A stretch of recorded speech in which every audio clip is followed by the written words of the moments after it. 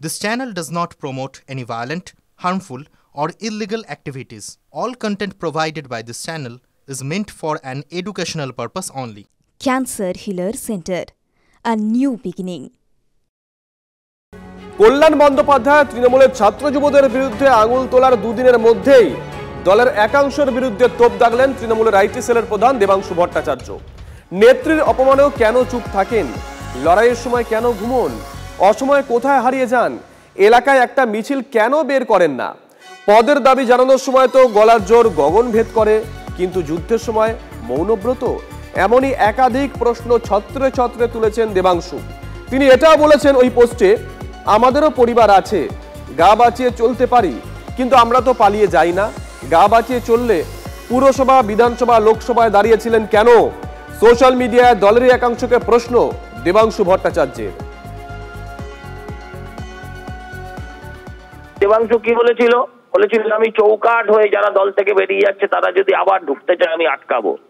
চৌকাঠ তো হতে পারিনি, পাপোশ হয়ে গেছিল। ওর মুখে পা ঘষে যারা দলের ভেতরে আবার ঢুকে পড়েছিল তখন ও কোন প্রতিবাদ করতে পেরেছিল? আচ্ছা, ওর লোককে বলছে প্রতিবাদ করতে পারছে না, কেউ প্রতিবাদ করছে না। প্রত্যেকের একটা লজ্জা শরম আছে। ইংরেজদের প্রশংসা করছে ইংল্যান্ডে বসে, আর ইংরেজরা ভারতবর্ষের প্রশংসা করলে তিনি বলছেন না না ভুল কথা। এই ফেসবুক রাজনীতি বন্ধ হোক, একটু ফেস টু ফেসও করুক।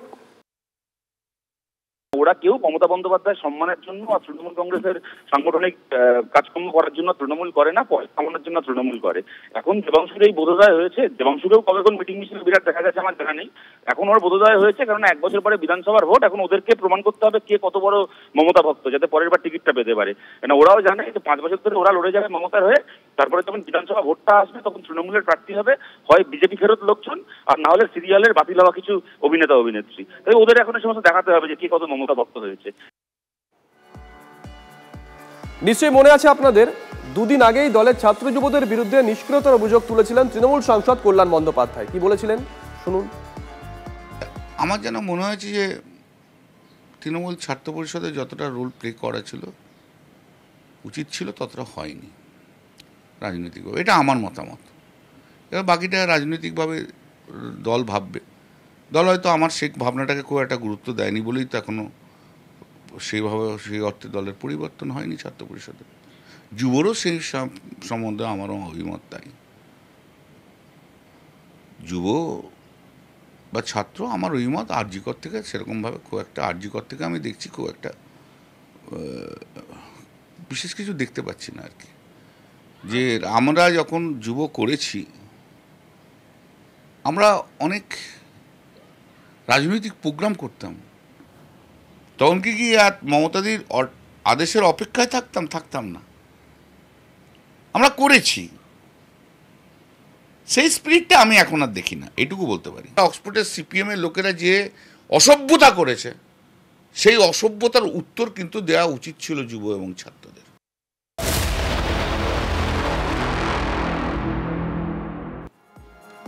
আর এই মুহূর্তে আরো একটা বড় খবরের দিকে নজর রাখতেই হচ্ছে। বড় খবর নিঃসন্দেহে, রামনবমীর আঁচে ফুটছে বঙ্গ রাজনীতি। রামনবমীর আঁচে ফুটছে বঙ্গ রাজনীতি। চড়া সুরে প্রশাসনকে চ্যালেঞ্জ ছুটছেন বিজেপি নেতারা। একের পর এক নেতা চ্যালেঞ্জ ছুটছেন। পুলিশে ভরসা নেই, তাই অস্ত্র হাতেই মিছিল হবে, ইতিমধ্যেই জানিয়ে দিয়েছেন দিলীপ ঘোষ। একের পর এক নেতা চ্যালেঞ্জ ছুটছেন, পাল্টা তোপ দাগছেন শাসক নেতারাও।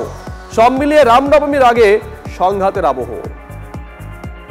আমি এখান থেকে বলে যাচ্ছি, যেভাবে আপনাদের রামনবমী প্রতিবার হয় এবারও সেইভাবে রামনবমী করবেন। কোন বাপের বাটা আটকাতে পারে আমি সেটা দেখব।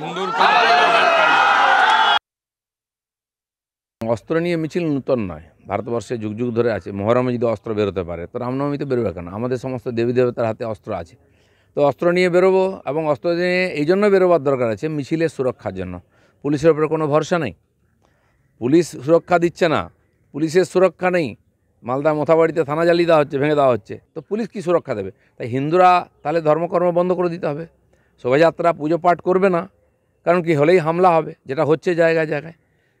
আর সেই জন্য হিন্দুদের নিজের সুরক্ষার জন্য নিজের ব্যবস্থা করতে হবে। সেটা একটা উত্তেজনার সৃষ্টি হচ্ছে, এটা ঠিক না। আমরা সবাই শান্তিতে থাকব, আনন্দের সাথে থাকব। এটা তো শ্রীচৈতন্যের দেশ বাংলা, এটা তো এই দেশটা আমাদের সবার আনন্দের দেশ, এই দেশটা আমাদের সবার শান্তির দেশ। এখানে আমরা সবাইকে আলিঙ্গন করি। ঠাকুর শ্রী শ্রী রামকৃষ্ণের দেশ, যেখানে বিশ্বাস করেন তারা যে যত মত তত পথ। সুতরাং এইখানে এই সাম্প্রদায়িক উস্কানির কোনো স্থান নেই। যারা করছেন তারা মূর্খতা করছেন। রামনবমীর মিছিলে বাধা দিলে বদলা নেওয়া হবে, হুমকি দিয়েছেন বিজেপি বিধায়ক।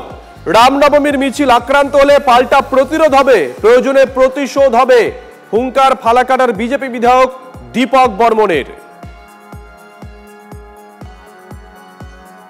ভারতবর্ষের সংবিধান সকলকে ধর্মীয় আচরণ বা ধর্মীয় শোভাযাত্রা করবার, ধর্ম পালনের অধিকার দিয়েছে। সেক্ষেত্রে কেউ যদি বাধা দিতে আসে, সে বাধাটা হবে অসাংবিধানিক। সনাতনী হিন্দু সমাজ, আপনি যদি কয়েক হাজার বছরের ইতিহাস দেখেন, তারা কাউকে আক্রমণ করে না, কিন্তু যদি আক্রান্ত হয় তাহলে তারা নিশ্চিতভাবে প্রতিহত করবে, প্রতিরোধ করবে, প্রয়োজনে তারা প্রতিশোধ নিতে বদ্ধপরিকর। এদিকে ঈদের আগের রাতে শহরে রামনবমীর পোস্টার, প্রধানমন্ত্রীর সঙ্গে শুভেন্দু অধিকারীর ছবি দিয়ে পোস্টার পড়ল কলকাতার একাধিক জায়গায়, মূলত উত্তর কলকাতায় এই পোস্টারগুলো পড়ে। গতকাল রাতেই দেখেছি আমরা উত্তর কলকাতায় এই পোস্টারগুলো, যেখানে প্রধানমন্ত্রীর ছবি রয়েছে, সঙ্গে রয়েছেন শুভেন্দু অধিকারীর ছবি, লেখা আছে রামনবমী পালন করুন।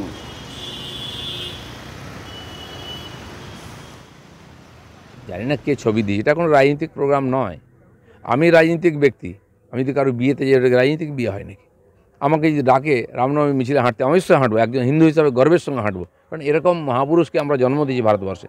আমি রাজনীতি করি, ভগবান রাজা ছিলেন রামচন্দ্র, তাই জয় শ্রীরাম বলি আমরা, এটা কোনো ধার্মিক স্লোগান নয়, ভুল করে ওরা। আর সেই জন্য তার আদর্শকে ভারতবর্ষে প্রতিষ্ঠিত করে, রামরাজ্যের কথা স্বয়ং গান্ধীজি বলেছেন। এটা হচ্ছে দেখে এখন একটা নতুন ইস্যু ওরা তৈরি করছে এই সাম্প্রদায়িকতার এতে, কিন্তু এটাতে খুব বেশি লাভ হবে না। কারণ আমাদের যারা বাংলার ঠাকুর শ্রী শ্রী রামকৃষ্ণ, বিবেকানন্দ, নেতাজি সুভাষচন্দ্র বোস, যারা আমাদের প্রাতঃস্মরণীয়, তারা কেউ কোনোদিন সাম্প্রদায়িকতার কথা বলেনি। ভোট পাওয়া যায় না, বারবার বলেন, এটা ভোট এটা মূর্খতা হচ্ছে।